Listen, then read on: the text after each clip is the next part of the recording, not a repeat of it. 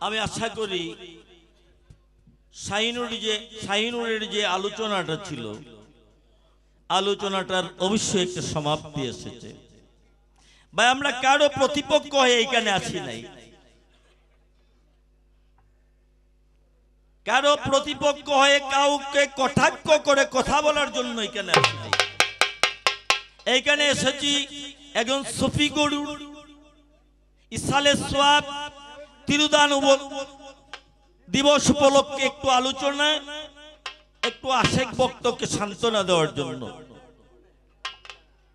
আমার আসলে তোমার কাছে কোনো চাওয়া পাওয়ার নেই। হ্যাঁ, তুমি জ্ঞানী মানুষ, বর্তমান সময়টা তোমাদের।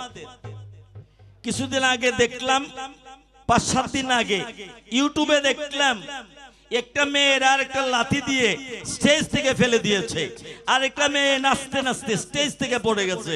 এটা তোমাদের আমলের গান, কিন্তু আমরা এগুলাতে নাই। আমরা আলোচনায় ছিলাম, আলোচনা করেছি, জ্ঞান করব আলোচনা। আর আজকের যে অনুষ্ঠানটা, সেই অনুষ্ঠানটা নারী বর্জিত অনুষ্ঠান।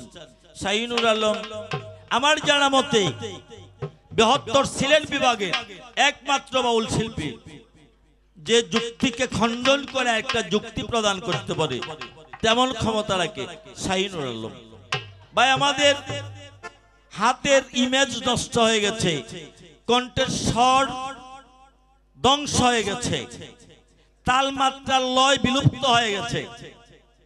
তোমাদেরকে প্রেরণা দেওয়ার জন্য, সান্ত্বনা দেওয়ার জন্য হয়তো তোমাদের পাশে দাঁড়াই।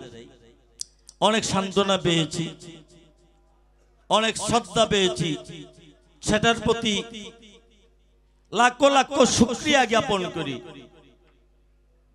তবে হ্যাঁ, তোমরা আবার সুস্থ ধারায় বাউল গানকে ফিরে আনো, সেই দাবি রেখে আমি দ্বিজ দাসের একটা গান গেয়ে অনুরোধ করব। বাউল আব্দুল্লাহ আছে, শুভ সরকার আছে, নুর আলম আছে, দোলাল সরকার আছে, ওরা গান করুক, ওদের গান আমরা শুনি।